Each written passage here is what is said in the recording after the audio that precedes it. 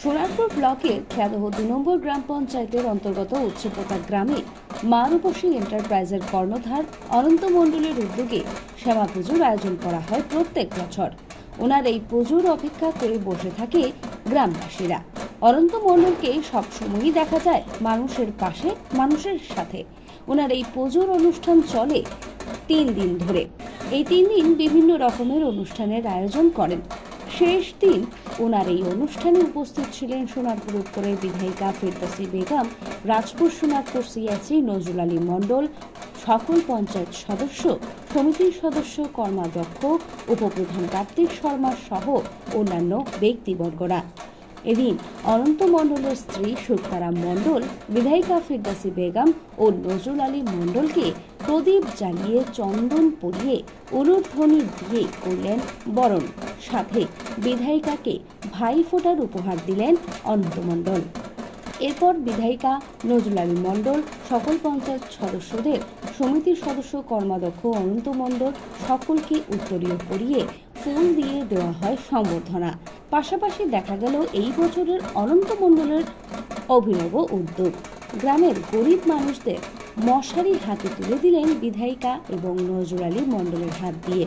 পুজোর মঞ্চ থেকে দেখা গেল রাজনৈতিক বক্তব্যও রাখলেন নজরুল আলী মণ্ডল। আপনি আনন্দ করছেন, আপনি উৎসব করছেন, আর ওইদিকে আপনাকে আবার এই উৎসব শেষ হলেই আপনি যাতে আবার ওই দিল্লি সরকারের কাছে, বিজেপি সরকারের কাছে আপনি যাতে না কৈফিয়ত চাইতে পারেন, আপনি যাতে জিজ্ঞাসা করতে না পারেন কেন আমাদের গ্যাসের দাম বৃদ্ধি পাচ্ছে, কেন জিনিসপত্রের দাম বৃদ্ধি পাচ্ছে, কেন আমাদের প্রতিনিয়ত বেঁচে থাকার জন্য এত লড়াই করতে হচ্ছে। এটা যাতে আপনি কৈফিয়ত চাইতে না পারেন দিল্লির ওই নেতাদের কাছ থেকে, তাই আবার তারা চক্রান্ত করছে, আবার তারা ষড়যন্ত্র করছে কি করে আপনাকে আবার ব্যক্তিগত করতে হওয়া যায়, কিভাবে আপনাকে আবার লাইন দাঁড় করা যায়, সেই চেষ্টা ওরা করছে। তাই তারা নিয়ে আসছেন SIR, special intensive revision. Bangla যার অর্থ হচ্ছে নিবিড় পর্যবেক্ষণ, ভোটার লিস্টের নিবিড় পর্যবেক্ষণ। এই কথার যদি আপনি আমাকে জিজ্ঞাসা করেন, এক কথায় আপনি উত্তর দিন, তাহলে আমার বক্তব্য হচ্ছে আমরা যারা এই মঞ্চে বসে আছি, আপনারা যারা নিচে আছেন, আমাদের প্রত্যেকেরই কিন্তু এখন প্রমাণ দিতে হবে আমরা এই ভারতবর্ষের নাগরিক। এটা আমাদের প্রমাণ করতে হবে।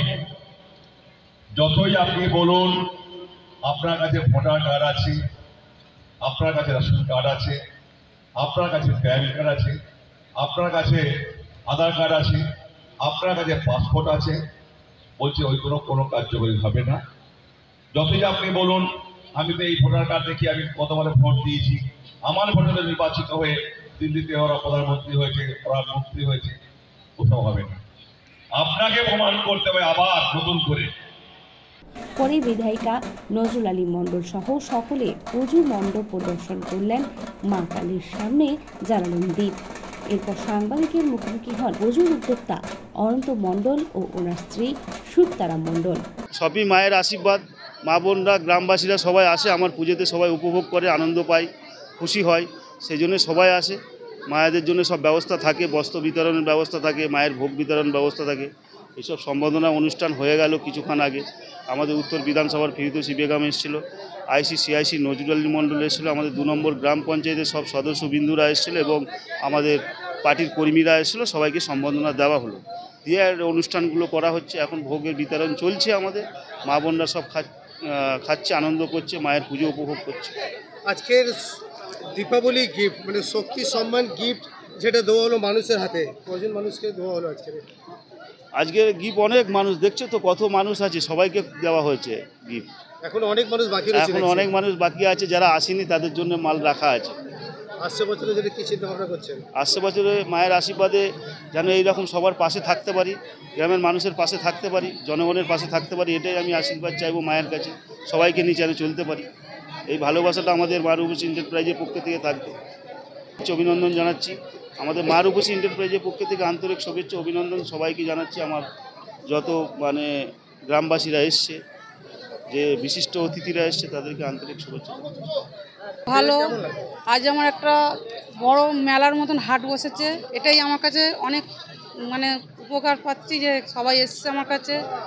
আমাদের বিধায়ক কৃতি বেগম ছিলেন, দাদা ছিলেন আমাদের সাথে, আর আমি যতটুকুনি পারি সেটুকুনি গ্রামবাসীদের নিয়েই আমরা অনুষ্ঠানটা চালাই। Bureau report, news all India.